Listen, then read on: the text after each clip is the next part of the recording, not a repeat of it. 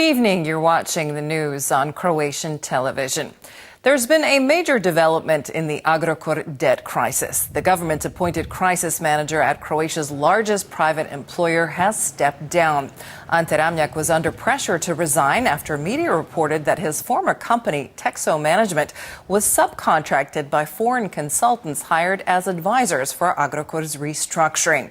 After several hours of crisis meetings today, Prime Minister Andrej Plenković held a press conference this evening. He said that Ramljak's position presented an ethical issue, but that Ramljak would stay on until his replacement was named.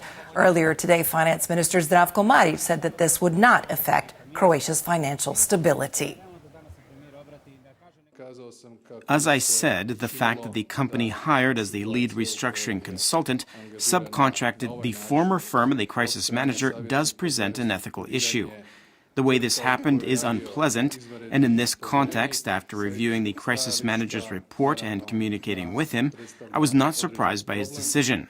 However, the key message I would like to convey to all of Agrokor's employees, suppliers, and creditors is that the crisis management process and the settlement process will continue to move forward. Agrokor and all of its units are operating normally. The government is currently in consultations regarding the appointment of a new crisis management team. In the meantime, Mr. Ramljak will stay on and continue working as he has been up until now.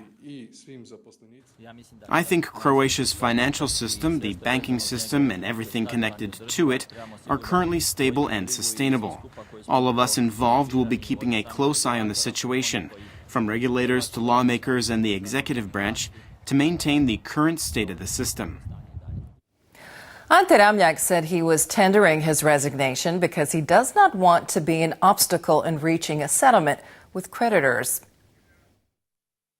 Together with my associates and Agrokor's employees, we have stabilized the business, saved jobs, saved the suppliers from ruin, and created the necessary conditions for creditors to negotiate a settlement in full. Unfortunately, the uncertainty surrounding my position as crisis manager is working strongly against this process. I am tendering my resignation as the government-appointed crisis manager so that I do not present an obstacle to reaching a settlement. Marica Vidaković, who represents Agrokor's small and mid-sized creditors, has said this development comes at a very delicate time and that she believes it is likely it will affect settlement negotiations. Meanwhile, the HDZ's partners in government, the People's Party, are stressing that Ramljak's resignation must not overshadow the ultimate goal, while opposition politicians are saying that the Prime Minister needs to assume responsibility. The restructuring of Agrokor must not depend on one person alone. The blemish that has stained this process must not overshadow the final goal of the settlement, and that is protecting the Croatian economy, industrial production, and jobs. It had become clear that his position was untenable. His resignation was just a matter of time.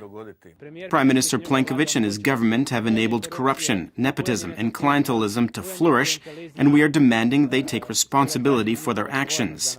It should also be said, Deputy Prime Minister Martina Dalić is directly responsible for the current state of affairs.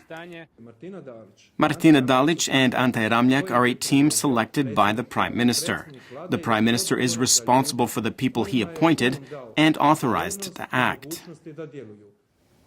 The annual boat show Nautica has opened at the Zagreb Fairgrounds. The show features more than 300 boating industry companies from 23 countries. Visitors can see some 200 speedboats, sailboats, and other watercraft. The show is open until Sunday. The Nautica Fair is special because it is a continental event and it is very much business-oriented. It kicks off the season with presentations where deals are struck for orders for this year and ones that will be delivered next year.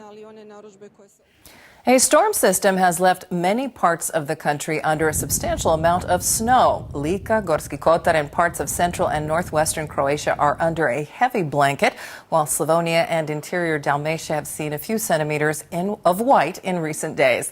The forecast calls for more snow until the end of the week, and most of it is expected on Thursday. This means that more shoveling is in store for Gorski Kotar residents like this man in the village of Crni Lug. Look, I can't get into my house. I clear the snow, and in the morning it's the same all over again. I have to shovel every day. Taking a quick look at sports, Croatia's national basketball team is in Zadar. They're getting ready for 2 qualifying games for the 2019 World Championships. Coach Ivica Skelin's team will play Romania on Friday and the Netherlands on Monday.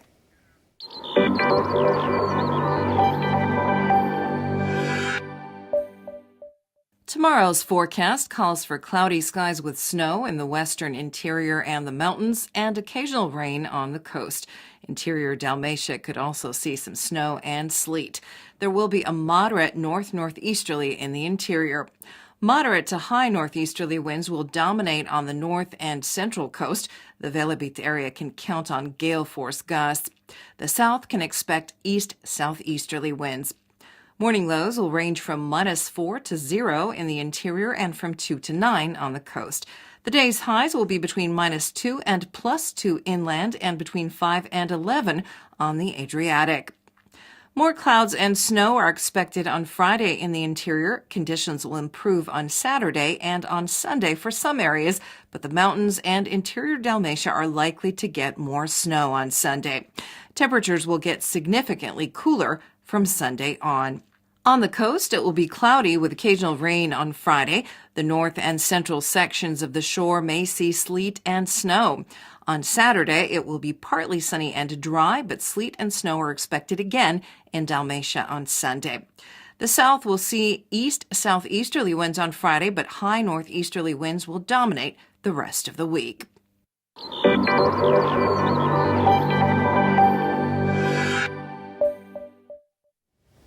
And that brings us to the end of our program. Thanks for joining us. We'll see you again tomorrow.